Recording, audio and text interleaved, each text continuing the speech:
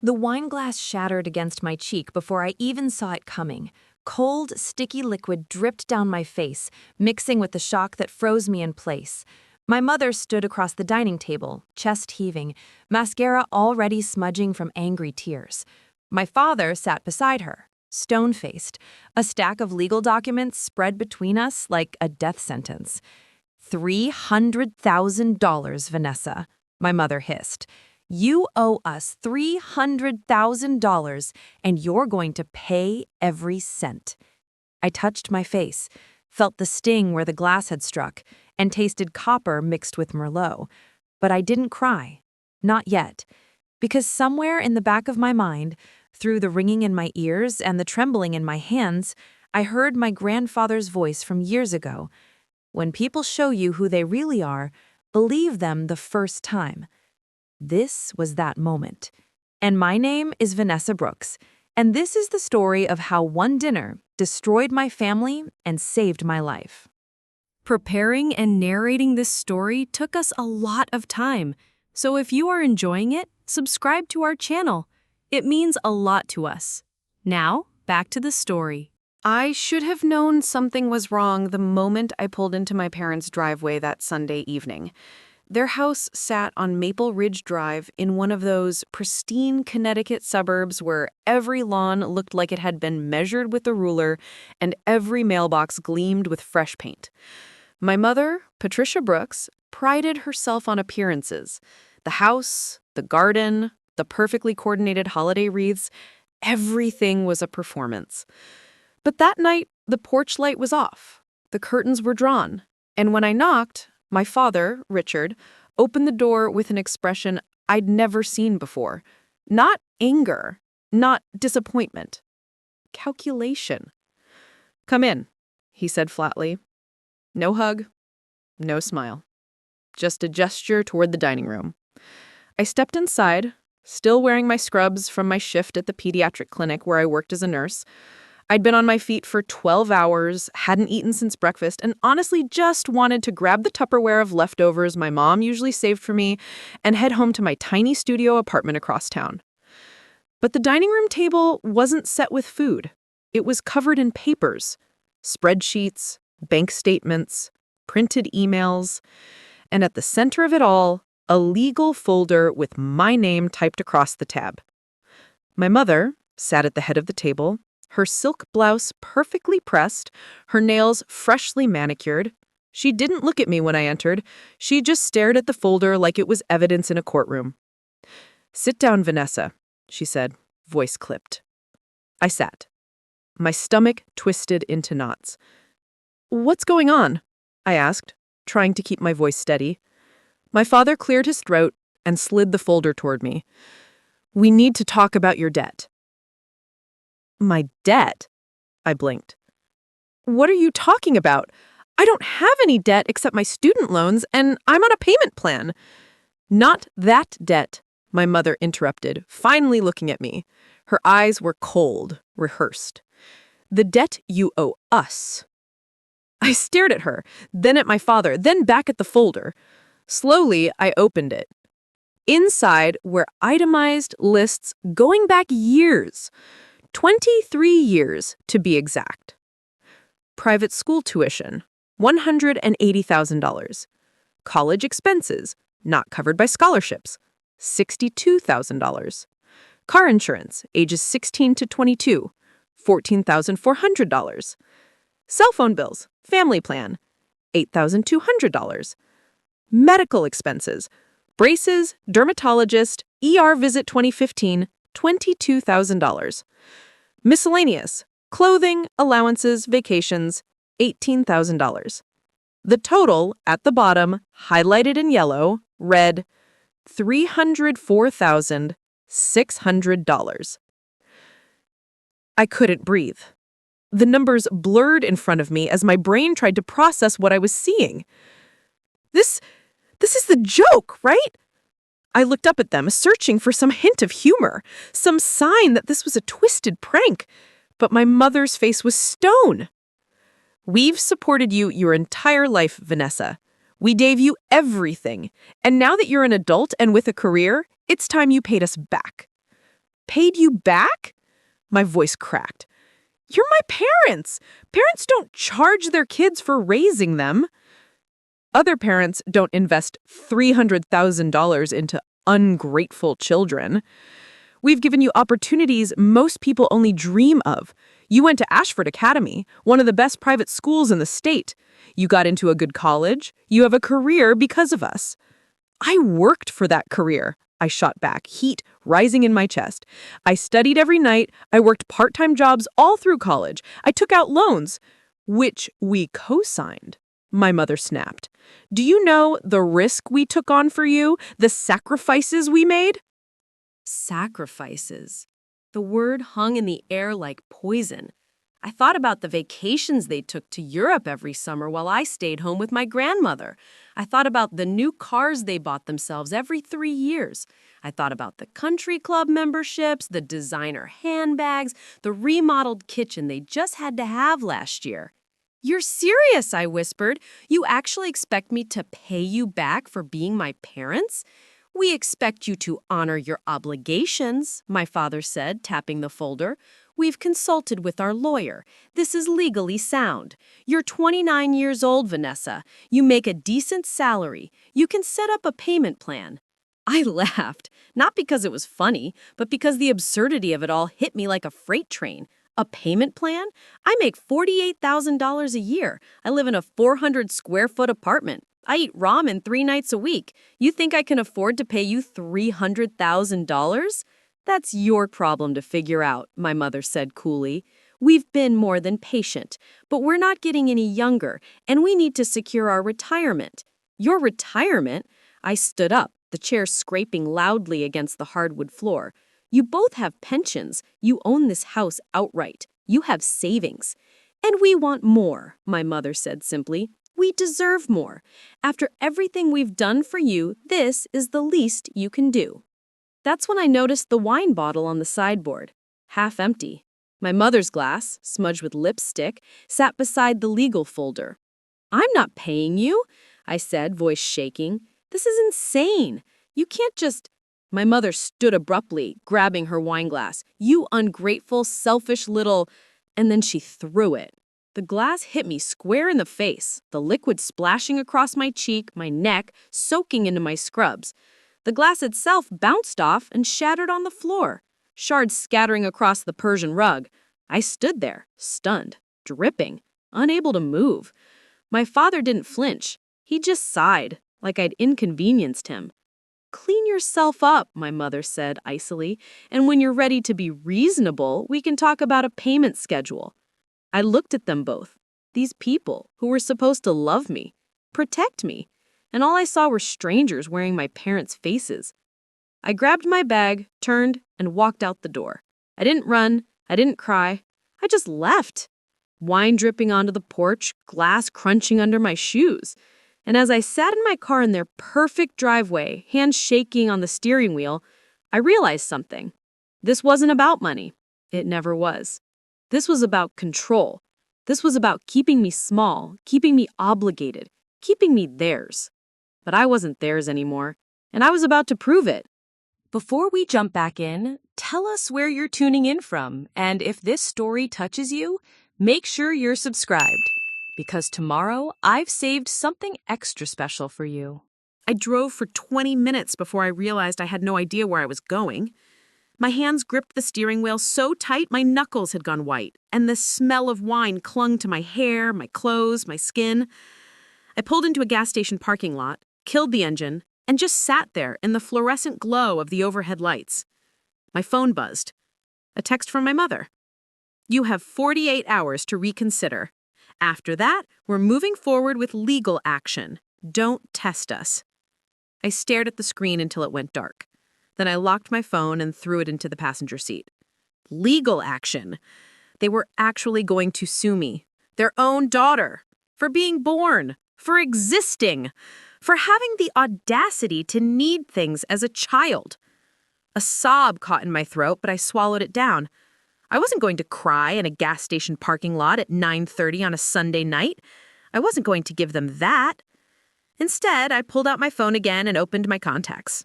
There was only one person I could call, The only person who had ever looked at me like I mattered beyond what I could provide. My grandfather, Theodore, Teddy, Brooks, was 81 years old, sharp as a tack, and the only member of my father's family who still spoke to me like I was human. He lived alone in a modest ranch house on the other side of town, the same house he'd lived in since before my father was born. He drove a 15-year-old Buick, wore flannel shirts year-round, and had a workshop in his garage where he built birdhouses for the local nature center. He answered on the second ring. "Nessa?" His voice was warm, gravelly. "It's late, kiddo. Everything okay?" I opened my mouth to answer, and the dam broke. Everything came pouring out. The dinner, the folder, the itemized list, the wine glass. I barely paused to breathe, words tumbling over each other in a frantic, desperate rush. When I finally stopped, there was silence on the other end of the line. "Grandpa?" "I'm here." His voice was different now. Quiet. Dangerous. "Where are you right now?" "Gas station on Route 7? "Stay there. I'm coming to get you." "Grandpa, you don't have to." "Stay there, Vanessa." He hung up. 15 minutes later, his Buick pulled into the parking lot. He got out slowly, joints stiff from age, but his eyes were blazing. He walked over to my car, took one look at my wine-stained scrubs and the red mark blooming on my cheek, and his jaw tightened. "Get in my car," he said. "I can drive." "Get in my car, Nessa." I did. We drove in silence for a while, the radio playing some old country station at low volume. Finally, he spoke. "Your father called me about 3 months ago," he said, eyes on the road. "Wanted to know if I'd be willing to co-sign a loan for them, said they were having some cash flow issues. I told him no." I turned to look at him. Cash flow issues? They just remodeled the entire kitchen. They bought a new Lexus. "I know," he glanced at me. "That's why I said no. Your father's been living beyond his means for years, and your mother's only made it worse. They want the lifestyle without the budget to support it." "So they're coming after me because you're an easy target," Grandpa said bluntly. "You're young, you're working, and they know you won't fight back. You never have." The words stung because they were true. My entire childhood had been about keeping the peace, staying quiet, not making waves. When my mother screamed at me for getting a B+ instead of an A, I studied harder. When my father ignored me for weeks because I forgot to thank him for something, I apologized until he acknowledged me again. I'd spent 29 years bending myself into shapes that fit their expectations. And look where that got me. "What do I do?" I asked quietly. Grandpa was silent for a long moment. Then he pulled into his driveway, put the car in park, and turned to face me. "You stand up," he said. "For the first time in your life, Vanessa, you stand up and you say no." "They'll sue me." "Let them." His eyes were fierce. "Let them drag this into court and let them explain to a judge why they're billing their daughter for her childhood. Do you know how that'll look? Do you know what people will say?" I hadn't thought about that. I'd been so focused on the panic, the betrayal, the sheer insanity of it all that I hadn't considered the optics. "They're counting on you being too scared to fight," Grandpa continued. "They're counting on you rolling over like you always have. But you're not that little girl anymore. You're a grown woman with a career, a life, and a spine. Use it." I looked down at my hands, still trembling slightly. "I don't know if I can." "Yes, you can." He reached over and squeezed my shoulder. "Because you've been carrying their weight your whole life. It's time to set it down." We went inside and Grandpa made tea while I washed the wine off my face and changed into one of his old flannel shirts and a pair of sweatpants that were 3 sizes too big. I sat at his kitchen table, the same table where he used to help me with my homework when I was little, and I felt something crack open inside me. Not breaking, opening. "I need to see that folder," he said, setting a mug of chamomile in front of me. "The one with the list." I left it there. "Do you remember what was on it?" I closed my eyes and recited the list from memory. Every line item, every dollar amount. Grandpa listened, his expression growing darker with each number.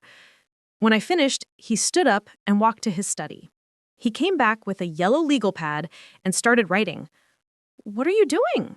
I asked. "Making a list of my own," he said without looking up. "Every time I paid for something of yours that they took credit for, Every time they borrowed money from me and never paid it back. Every time they used you as leverage to get what they wanted. I watched him write, his handwriting shaky but determined. Grandpa, you don't have to. Yes, I do. He looked up at me, and his eyes were wet. I should have done this years ago. I saw what they were doing to you, and I told myself it wasn't my place to interfere. But I was wrong.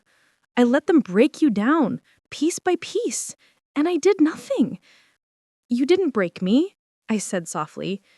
No, but I didn't protect you either. He set down his pen. That changes now. We stayed up until almost 2 a.m, building a case. Not a legal one, not yet, but a foundation, a line in the sand, a plan. By the time I left his house the next morning, I had 3 things: a flash drive full of scanned documents, a list of witnesses who'd seen my parents' behavior over the years, and a lawyer's phone number. I also had something I hadn't felt in years: hope. Because my parents thought they could bully me into submission. They thought I'd crumble under the weight of their demands. They thought I was still that scared little girl who apologized for taking up space. But that girl was gone, and the woman who replaced her was ready for war. The law office of Andrea Garrison sat on the 3rd floor of a brick building downtown, sandwiched between a coffee shop and a vintage bookstore. I'd made the appointment first thing Monday morning, my hands still shaking as I dialed the number Grandpa had given me. The receptionist had been kind, her voice soft when I'd stumbled through my explanation. "Miss Garrison has an opening at 2 o'clock. Can you make that?" I'd called in sick to work for the first time in 3 years. Now I sat in the waiting room, clutching the folder Grandpa had helped me compile. My phone had been buzzing non-stop since last night. 17 missed calls from my mother, 9 from my father. Dozens of texts that ranged from accusatory to pleading to outright threatening. "You're being childish. We raised you better than this. If you don't respond by noon, we're filing the paperwork." I'd stopped reading them after the first 5. "Vanessa Brooks?" A woman appeared in the doorway, mid-40s, with dark hair pulled back in a neat bun and glasses perched on her nose. She wore a charcoal suit and an expression that was both professional and warm. "I'm Andrea Garrison. Come on back." Her office was lined with law books and framed degrees. A photo of 2 golden retrievers sat on her desk next to a half-empty coffee mug. She gestured for me to sit, then settled into her chair across from me. "So," she said, folding her hands on the desk, "tell me what's going on." I took a breath and started from the beginning. The dinner, the folder, the itemized list of my childhood, the wine glass. By the time I finished, Andrea's expression had shifted from neutral to something that looked like barely contained fury. "Do you have documentation of any of this?" she asked. I slid the folder across the desk. My grandfather helped me put this together. It's not the original document they showed me, but I remembered most of the line items, plus some additional information about their financial history. Andrea opened the folder and began reading. Her eyes moved quickly across the pages, and I watched her jaw tighten with each one she turned. "This is," she paused, searching for the right word, "unconscionable." "Is it legal?" I asked, voice small. "Can they actually sue me for this?" Andrea leaned back in her chair and removed her glasses, rubbing the bridge of her nose. "Legally speaking, parents have a duty to support their minor children. That's not optional. They can't retroactively bill you for fulfilling their legal obligations. The tuition, the food, the shelter, the basic medical care, all of that falls under parental duty." Relief flooded through me. "So they don't have a case?" "They don't have a legitimate case," Andrea corrected. "But that doesn't mean they can't file one. People file frivolous lawsuits every day. It would get thrown out eventually, but not before costing you time, stress, and legal fees to defend yourself." The relief evaporated. "So I'm trapped?" "No," Andrea's voice was firm. "You're not trapped. You're actually in a much stronger position than you think. She pulled out a legal pad and started making notes. First, let's talk about what they did wrong. Assault. What? They threw a wine glass at you. That's assault. You have a visible injury. She gestured to my cheek, where a faint bruise had darkened overnight. Did anyone witness this? No. It was just the three of us. Did you take photos of the injury? I shook my head, feeling stupid. I didn't think. Take them now. She pulled out her phone. Stand over by the window where the light is better. I did as she asked, and she took several photos from different angles, making sure the bruise was clearly visible. Then she sent them to herself and had me do the same. Always document, she said. Always. Now let's talk about extortion. Extortion? They're threatening legal action to coerce you into paying the money you don't legally owe. That's textbook extortion. Add in the assault, and we're looking at potential criminal charges. My stomach flipped. I don't want to press charges against my parents. Andrea's expression softened. I understand, but you need to know what your options are. Sometimes just having the threat of criminal charges is enough to make people back down. We can send a cease and desist letter outlining the legal deficiencies in their demands. We can make it very clear that if they proceed, we'll pursue every available remedy, including filing a police report for the assault. Will that be enough? For most people, yes. But your parents, she glanced down at the folder again. Your grandfather included some notes about their financial situation.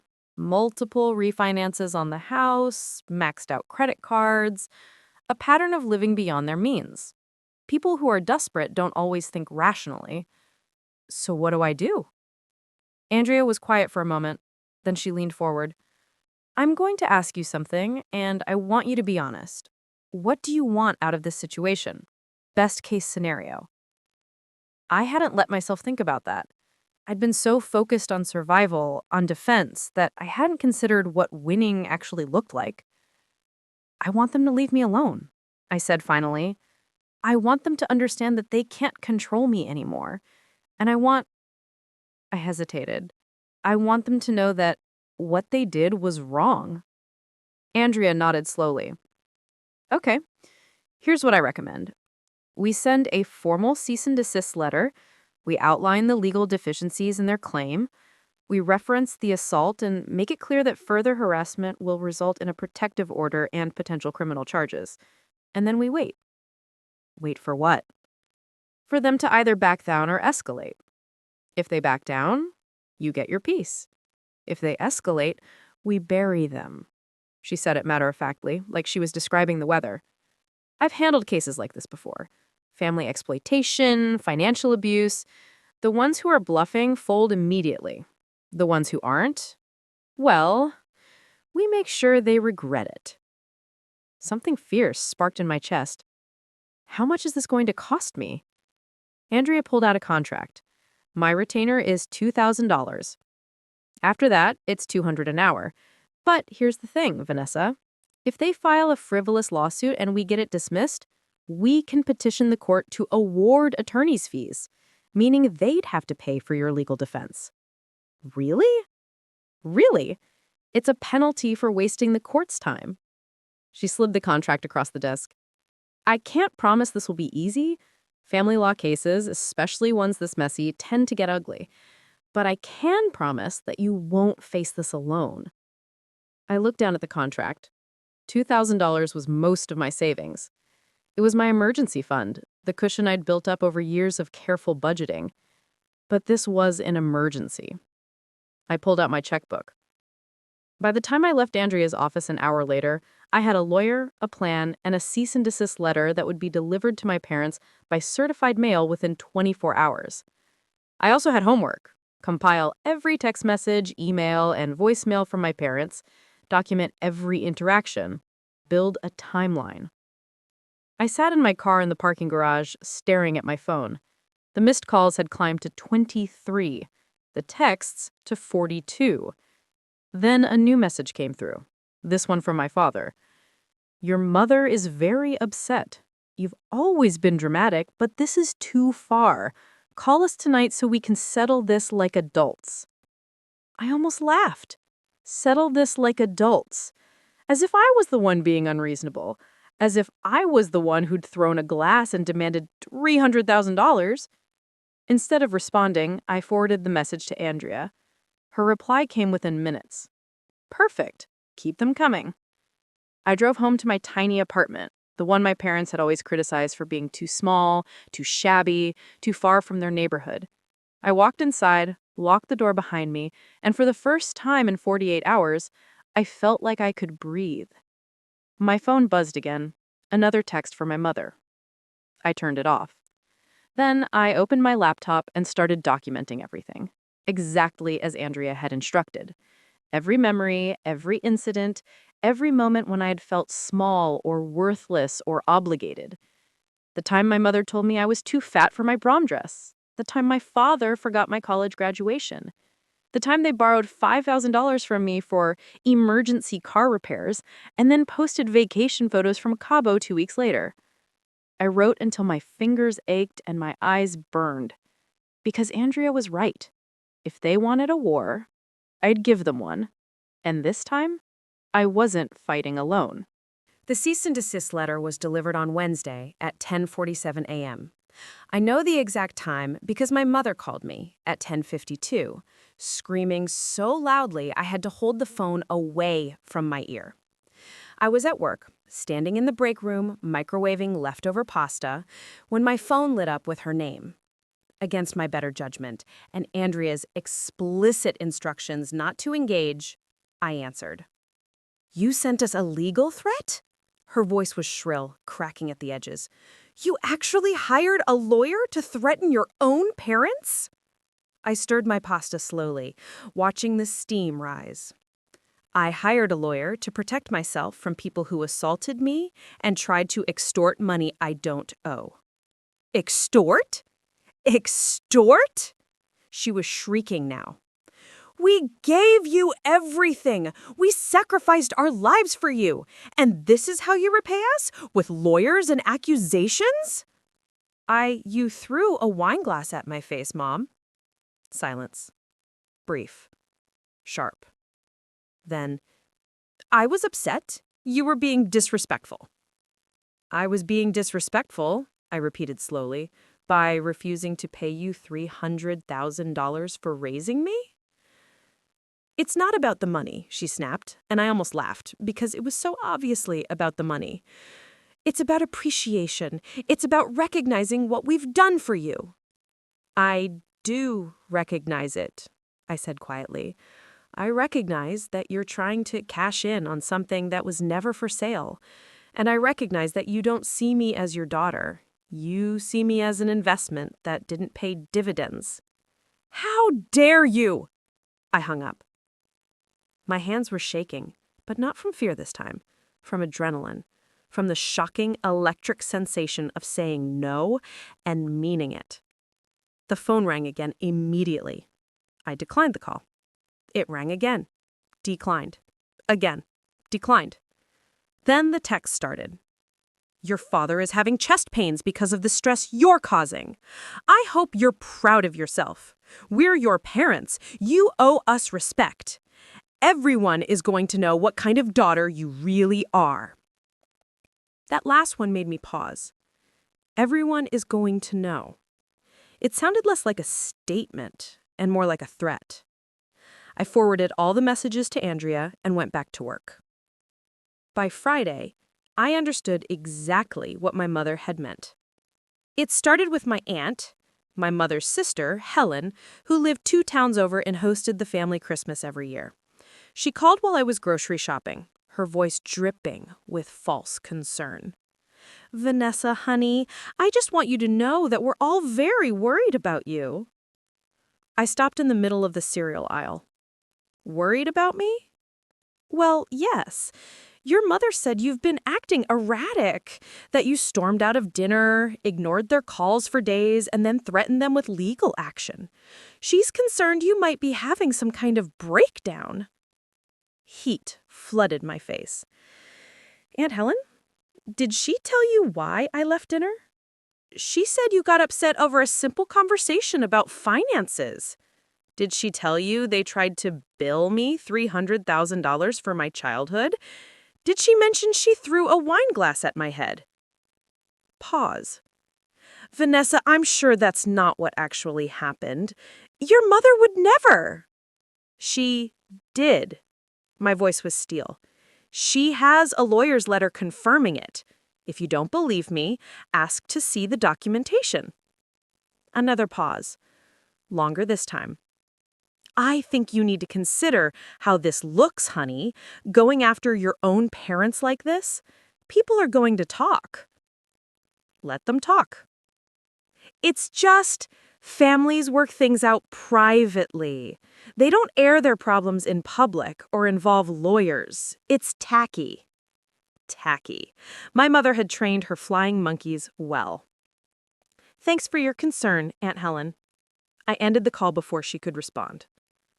Over the next week, it got worse. My second cousin posted a vague Facebook status about ungrateful children who abandon their families over money.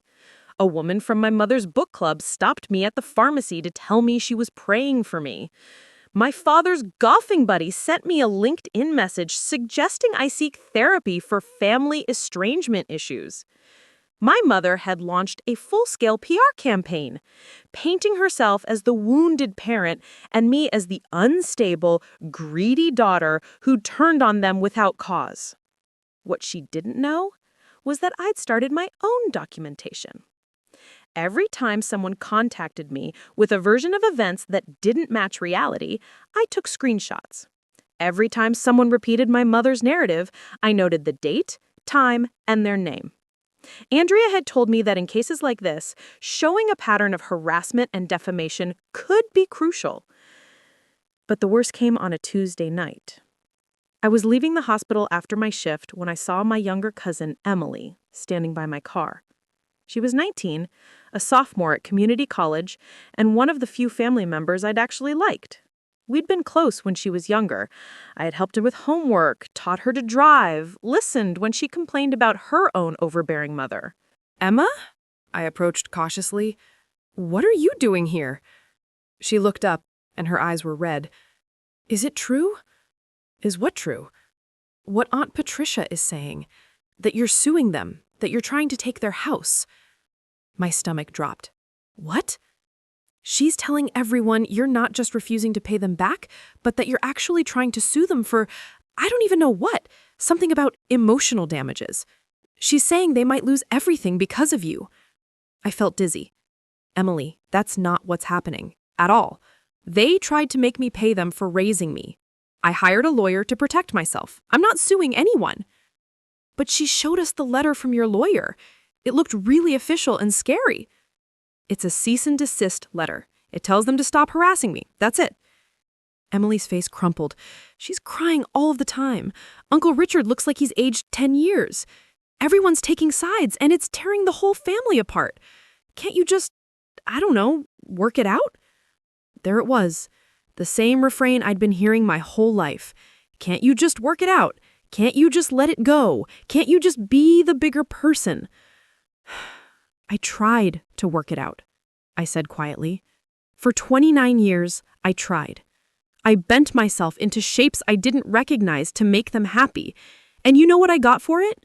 A bill for $300,000 and a wine glass to the face. Emily's eyes widened. You hit her? She threw a glass at me. I have the bruise photos to prove it. She said you were lying about that. She said you were making things up to justify your behavior. Of course she did. I pulled out my phone and showed Emily the photos Andrea had taken. The bruise on my cheek, dark purple, and unmistakable. Emily's hand went to her mouth. Oh my God. Your Aunt Patricia is lying, Em, about all of it. And I don't expect you to believe me over her, but I need you to know that I'm not the villain in this story. Emily looked at the photos for a long moment, then back at me. What do you need me to do? I hadn't expected that. What? What do you need me to do? She repeated. To help, to fix this. I don't know what's true anymore, but I know you, and you wouldn't do this without a reason. Something tight in my chest loosened. I don't need you to do anything. Just don't let them make you choose sides, and Don't believe everything you hear." She nodded slowly, then hugged me. It was quick, awkward, but genuine. "I'm sorry for whatever they did to make you leave." I hugged her back, and for the first time in days, I didn't feel completely alone. After Emily left, I sat in my car and called Grandpa. "They're telling everyone I'm suing them. They're completely twisting the narrative." "I know," he said grimly. "Your aunt called me yesterday fishing for information. I told her to mind her own business." "What do I do? How do I fight this when they're controlling the story?" Grandpa was quiet for a moment. "You don't fight it. Not yet. You let them dig their own grave with lies. Because the truth always comes out, Nessa. Always. And when it does, everyone who believed them is going to feel like fools. What if the truth doesn't matter? What if people believe them anyway?" "Then those aren't your people," he said simply. "Anyone who sides with parents who would do this to their child isn't worth keeping in your life." I knew he was right, but it still hurt. That night, I blocked 17 more family members on social media. I stopped checking my voicemail. I started parking in a different section of the hospital lot in case anyone else decided to ambush me. And I kept building my case. Because my parents had made a crucial mistake. They thought that if they controlled the narrative, they'd win. But they forgot one thing. I had the receipts. 3 weeks after the cease and desist letter was delivered, my parents filed their lawsuit. Andrea called me on a Thursday afternoon while I was restocking supplies in the pediatric unit. "They actually did it," she said, her voice a mixture of disbelief and satisfaction. "They filed a civil suit claiming breach of oral contract and unjust enrichment." I leaned against the supply closet door, suddenly lightheaded. What does that mean? It means they're arguing that you had an implicit agreement to repay them for the expenses they incurred raising you, and that you've been unjustly enriched by their financial support. It's creative, I'll give them that. Also completely baseless. How much are they suing for? $325,000. They added interest. I actually laughed. It came out sharp and bitter, echoing in the small closet. Of course they did. "Vanessa, I need you to hear me right now. This is good news." How is this possibly good news? Because now everything goes on the public record. Every text message, every email, every witness statement. They just handed us a platform to expose exactly what kind of people they are. And judges? Judges hate cases like this, especially when there's evidence of assault and extortion. My supervisor knocked on the supply closet door. I held up a finger, 1 minute, and she nodded, walking away. "What happens next?" I asked. "We file our response. We include a counterclaim for intentional infliction of emotional distress, assault, and harassment. We request a restraining order based on the ongoing contact despite the cease and desist. And then we prepare for discovery." Discovery? The phase where both sides exchange evidence. They'll have to turn over their financial records, emails, text messages, everything. And so will you. But here's the thing. We have nothing to hide. Can they say the same? I thought about the refinanced house, the maxed out credit cards, the vacation photos from destinations that cost more than I made in 6 months. No, they can't. Exactly. So here's what I need from you. Keep doing what you're doing. Document everything. Don't engage with them or anyone acting as their proxy. And trust the process. This is going to get uglier before it gets better. But we're going to win. After we hung up, I stood in that supply closet for 5 full minutes, breathing slowly, trying to process what was happening. My parents were actually suing me. They'd taken our private family dysfunction and dragged it into court where strangers would pick through the bones of our relationship like forensic scientists. Part of me wanted to curl up and disappear. But another part, the part that had been growing stronger since the night I walked out of their house, wanted to stand up and fight. I chose the latter.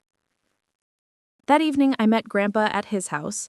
He'd made his signature chili, the one with extra jalapenos that he claimed could cure anything from heartbreak to the common cold. We sat at his kitchen table and I showed him the lawsuit documents Andrea had emailed me. He read through them slowly, his expression darkening with each page. When he finished, he set the papers down and looked at me with fierce eyes. "They're out of their minds," he said flatly. "Oral contract? These two signed you up for piano lessons you never asked for, threw you a sweet 16 you didn't want, and now they're claiming you owed them payback? That's not how parenting works. Tell that to the judge. I will. He stood up and walked to his study, returning with a cardboard file box.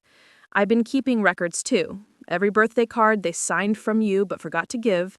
Every check they asked me to write for emergencies that turned into shopping sprees. Every time they used you as an excuse to get something from me. I stared at the box. How long have you been collecting this? Years. He sat back down heavily. Your grandmother, God rest her soul, she saw it first, saw how they treated you different from how they treated themselves. She wanted to say something, but I told her it wasn't our place, that we had to let your parents raise you their way. His voice cracked. I was wrong. I should have protected you. Grandpa! No, let me finish. He gripped my hand across the table. I watched them break you down piece by piece, and I told myself you'd be fine. That you were strong. And you are strong, Nessa, but you shouldn't have to have been, not with your own parents. Tears burned behind my eyes. What's in the box? He opened it. Inside were folders, meticulously labeled by year. Bank statements showing loans he'd given my parents that were never repaid, copies of checks made out to my college with his signature, not theirs, receipts for things he'd bought me, winter coats, textbooks, my first laptop, that my parents had later claimed as their generosity.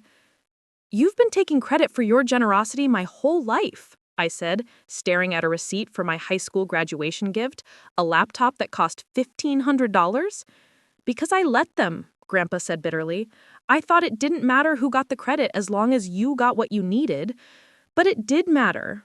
It let them build this fantasy where they were these selfless parents when really they were borrowing against their own daughter's childhood.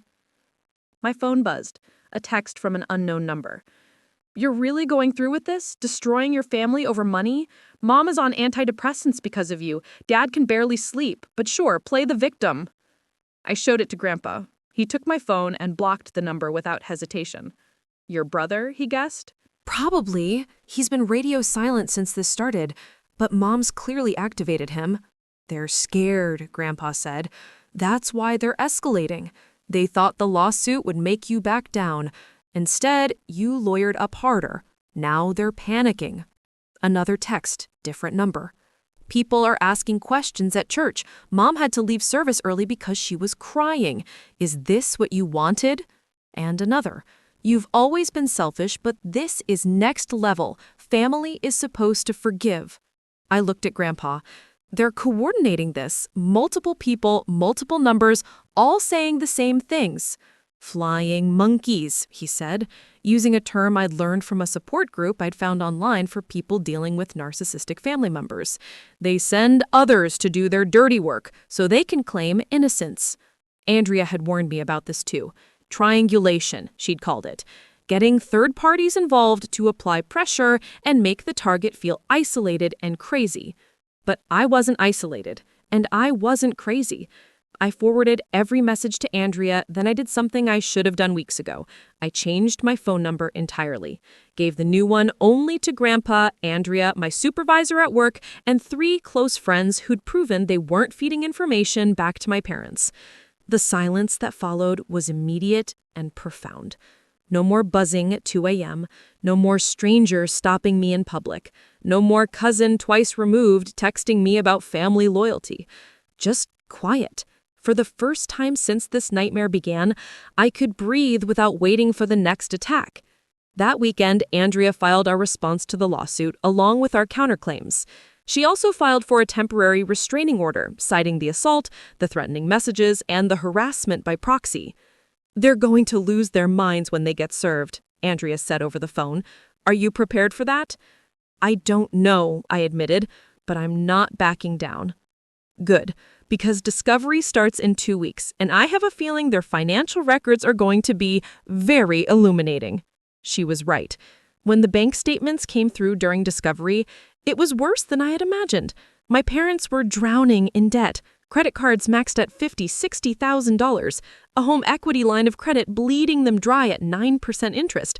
Car payments on vehicles worth more than my annual salary. And buried in the statements were transfers. Regular transfers from my bank account to theirs going back years. Money I'd sent for emergencies that had never been emergencies at all. Money I'd loaned them that was never repaid. Even money from the account Grandpa had set up for me in college, they'd been listed as co-signers and had drained it the year after I graduated. $38,000 gone. Money that was supposed to be my safety net. They'd stolen from me while claiming I owed them. Andrea looked at the statements and smiled. Not a happy smile, a predator smile. "Oh, this is going to be fun," she said. And for the first time since this started, I believed her. The restraining order hearing was scheduled for a cold morning in late October. I wore a navy dress with a cardigan, the kind of outfit that said, "responsible adult," without trying too hard. Andrea met me outside the courthouse, carrying 2 thick binders and a leather briefcase that looked like it had seen 100 battles. "Remember," she said as we climbed the steps, "stick to the facts. Answer only what's asked. Don't let them provoke you." "What if I see them?" "You will see them. That's the point of the hearing. But you look at the judge, not at them. Understood?" I nodded, though my stomach was twisting itself into knots. The courtroom was smaller than I expected, wood-paneled and sterile. My parents sat on the opposite side with their lawyer, a man in his 60s with slick-back gray hair and an expensive suit. My mother wore pearls and a black dress like she was attending a funeral. My father sat rigid, staring straight ahead. They didn't look at me. Not once. The judge was a woman in her 50s named Judge Patricia Holbrook. She had sharp eyes and no patience for nonsense, according to Andrea's quick briefing. She reviewed the documents in front of her, then looked up. "This is a petition for a temporary restraining order filed by Vanessa Brooks against Richard and Patricia Brooks. Counselors, we'll hear from the petitioner first." Andrea stood. "Your Honor, my client is seeking protection from ongoing harassment, threats, and intimidation by her parents following their attempt to extort $300,000 from her for the cost of raising her as a child." The judge's eyebrows rose slightly. "I'm sorry, did you say extort?" "Yes, Your Honor. The respondents presented Miss Brooks with an itemized bill for expenses incurred during her childhood and demanded payment under threat of legal action.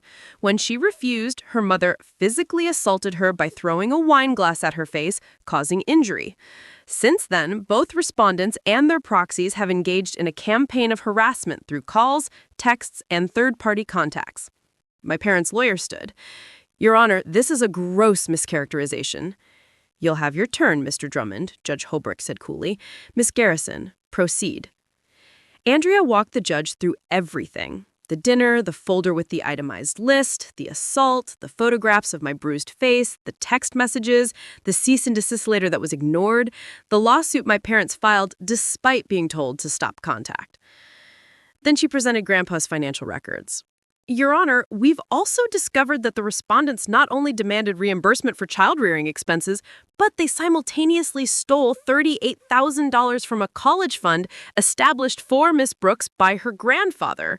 They were co-signers on the account and drained it without her knowledge or consent." I watched my father's face go pale. My mother gripped her purse tighter. The judge looked at the bank statements Andrea had submitted. "Mr. Drummond, is your client disputing these transactions?" My parents' lawyer shuffled papers. "Your Honor, those were loans." "Loans require agreement from both parties and typically involve repayment terms," Judge Holbrook said dryly. "These appear to be unauthorized withdrawals.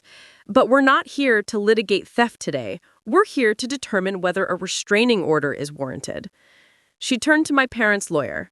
"Does your client wish to respond to the harassment allegations?" Mr. Drummond stood again. "Your Honor, my clients are loving parents who simply want their daughter to acknowledge the sacrifices they made for her. There's been no harassment, only attempts at reconciliation that Miss Brooks has refused to engage with." "Attempts at reconciliation," the judge repeated. She picked up a document, including a text message that reads, "You're destroying this family and you'll regret it when we're dead and you have no one?" My mother's lawyer hesitated. "That was sent in a moment of emotional distress." "And this one? Everyone knows what you really are now, a selfish, ungrateful brat who turned on her family for attention." The judge looked over her glasses. These don't read like reconciliation attempts to me, counselor. Your Honor, families argue, words are said in anger, and wine glasses are thrown. Judge Holbrook held up the photographs of my bruised face. Miss Brooks has documented injuries consistent with assault. She has documented threats and harassment spanning weeks. She has documented financial theft. What exactly am I missing here? The courtroom was silent. Your Honor, Mr. Drummond tried again. My clients deny assaulting their daughter. They have no history of violence. Lack of documented history doesn't mean it didn't happen, especially when the alleged victim has photographic evidence and medical documentation. I had forgotten about that. After the bruise wouldn't fade, I had gone to get it checked, worried about nerve damage. The nurse practitioner had been horrified when I explained what happened and had insisted on documenting everything. Thank God she had. Judge Holbrook set down her papers and looked directly at my parents. Mr. and Mrs. Brooks, I've been on the bench for 17 years. I've seen a lot of things, but I have never seen parents sue their own child for the cost of raising them, and I hope I never see it again. What you have done is not only morally reprehensible, it's legally frivolous, and it borders on elder financial abuse in reverse. My mother opened her mouth, but her lawyer touched her arm, stopping her. Miss Brooks has demonstrated a clear pattern of harassment and a credible threat to her safety and emotional well-being.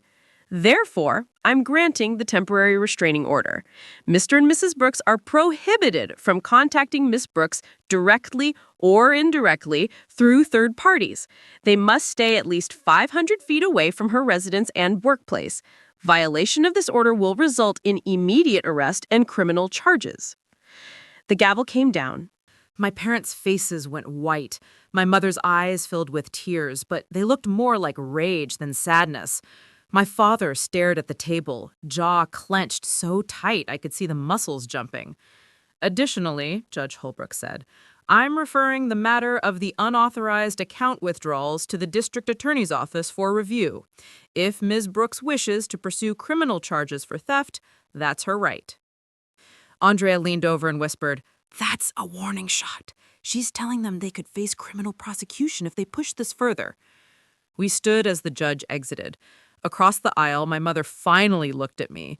Her expression was pure venom, like I was something that had crawled out from under a rock. I looked right back and didn't flinch. In the hallway outside, Andrea squeezed my shoulder. That was a slam dunk. Judge Holbrook eviscerated them. What happens now? Now we wait for them to either withdraw their lawsuit or continue digging their hole. But with the restraining order in place and the threat of criminal prosecution hanging over them, I'd bet money they withdraw. And if they don't? Andrea's smile was sharp. Then we go to trial, and I get to cross-examine them about every lie they've told, every dollar they've stolen, and every wound they've inflicted. Trust me, they don't want that. My phone buzzed. My new number, the one only a handful of people had. It was Emily, my cousin. I was in the courtroom. I heard everything. I'm so sorry I ever doubted you. Then another message. Mom's outside with Aunt Patricia. They're saying the judge was biased, that you manipulated everyone. But I saw the pictures, Vanessa. I saw the bank statements. They're lying about everything, aren't they? I texted back, yes, they are. What can I do? I thought about it for a moment, then typed, tell the truth if anyone asks. That's all. 3 dots appeared, then disappeared, then appeared again. I will, I promise. It wasn't much. One cousin out of dozens who finally believed me. But it was something. Andrea walked me to my car. Go home, rest, celebrate a little. You just won a major battle. But as I drove away from the courthouse, I didn't feel victorious. I felt exhausted, hollowed out, like I'd been running on adrenaline for so long that now, with a moment to breathe, my body didn't remember how. I went to Grandpa's house instead of my apartment. He was waiting on the porch with 2 mugs of hot chocolate, like he'd known I'd come. Andrea called, said you were brilliant in there. I barely said anything. Sometimes that's the most powerful thing you can do. Let the evidence speak for itself. He handed me a mug. How do you feel? Tired, sad, angry. I took a sip. Relieved. All normal. We sat in silence for a while, watching the autumn leaves skitter across his driveway. "Your grandmother would be proud of you," Grandpa said quietly. "Standing up for yourself like this, not letting them steamroll you. Do you think they'll withdraw the lawsuit?" He was quiet for a long moment. "Your father might. He is a coward, but he's a practical coward. He'll see the writing on the wall. But your mother," he shook his head, "your mother doesn't know how to lose. She'll fight until she has nothing left to fight with." "Then I guess we're not done yet." "No," Grandpa agreed, "but we're winning." That night, alone in my apartment, I let myself cry for the first time since this all started. Not from fear or pain, but from grief. Grief for the parents I'd never really had. Grief for the childhood I'd spent trying to earn love that should have been freely given. Grief for the family that was never coming back because it had never existed in the first place. But somewhere beneath the grief, there was also something else. Freedom. The lawsuit was withdrawn 6 days after the restraining order hearing. Andrea called me during my lunch break, and I could hear the satisfaction in her voice. They folded. Complete withdrawal with prejudice, which means they can't refile the same claim. It's over, Vanessa. I sat down on the bench outside the hospital, phone pressed to my ear. Just like that? Just like that. My guess? Their lawyer finally convinced them they were going to lose spectacularly and possibly face criminal charges for the theft. They cut their losses. Do I have to do anything? Sign the agreement that you won't pursue criminal charges for the account withdrawals or the assault. It's your choice, but my recommendation is to take the win and move on. Pursuing charges means more court, more time, more emotional energy. I thought about it. About standing in another courtroom, reliving everything again, about watching my mother's face as a prosecutor listed her crimes. Part of me wanted that. Wanted to see her held accountable in a way that couldn't be twisted or denied. But a bigger part of me just wanted peace. "I'll sign," I said. "Good, I'll drop the paperwork. And Vanessa, you did it. You stood up to them and you won." After we hung up, I sat on that bench for a long time, watching nurses and doctors and visitors flow in and out of the hospital entrance, life continuing like it always did, indifferent to the small wars people fought in courtrooms and living rooms. It was over. Except it wasn't. Not really. Because 3 weeks later, on a Sunday afternoon in November, Grandpa called me with an urgency in his voice I'd never heard before. "Can you come over now?" "What's wrong?" "Just come, please." I broke every speed limit getting to his house. When I arrived, there were 2 cars in the driveway I didn't recognize. Inside, I found Grandpa in his living room with my father and my Uncle Joe, my father's younger brother who lived in Oregon and rarely visited. My father looked like he'd aged a decade since I'd seen him in court. His skin was gray, his eyes sunken. He stood when I entered but didn't come closer. "What's going on?" I asked, looking between them. Grandpa gestured to the couch. "Sit down, Nessa." I sat, every muscle tense. Uncle Joe spoke first. "Your grandfather called me last week and told me everything. The lawsuit, the assault, the money they stole from you. I got on a plane yesterday because I needed to hear your father's side of things." He looked at my father with disgust. And what I heard was a man trying to justify the unjustifiable. My father stared at the floor. "I came here today," Uncle Joe continued, "because there's something you need to know. Something they never told you." My stomach dropped. "What?" Grandpa leaned forward, his hands clasped between his knees. "When you were born, I set up a trust fund for you. $250,000. It was supposed to be released to you on your 30th birthday next year." I stared at him. "What?" "Your parents were the trustees. They were supposed to manage it until you came of age. It was meant to give you a start in life, a house down payment or business capital or just security." The past tense wasn't lost on me. Was meant to? Grandpa's voice cracked. "They emptied it 5 years ago. Told me it was being reinvested in a higher yield account. I trusted them. I didn't check. I should have checked." The room tilted. How much is left? Nothing, Uncle Joe said quietly. They spent it all. The kitchen renovation, the new cars, the vacations. They stole your future to fund their lifestyle. I couldn't breathe. $250,000 gone. I looked at my father, who still wouldn't meet my eyes. Say something! He opened his mouth and closed it. Say something! The words tore out of me. We needed it, he said finally, voice barely above a whisper. We were drowning. The house, the credit cards, everything was falling apart. We thought we'd pay it back before you turned 30. You thought you could steal from your own daughter and get away with it. And when she turned 30 and started asking questions, you'd just bill her for her parenting expenses to make her feel like she owed you instead of the other way around. The full picture snapped into focus with sickening clarity. The itemized list, the $300,000 demand, it was never about recouping expenses. It was about making me feel indebted so I wouldn't question the missing trust fund. You were going to let me turn 30 without ever telling me? You were going to pretend it never existed? My father finally looked up, and there were tears on his face. I'm sorry. Sorry? The word came out like broken glass. You stole $250,000 from me. You threw a glass at my face. You tried to bill me for being born. You destroyed our entire relationship, and you're sorry? We made mistakes. Mistakes? I stood up, shaking. Forgetting my birthday is a mistake. Stealing my future and then trying to gaslight me into thinking I owed you is evil.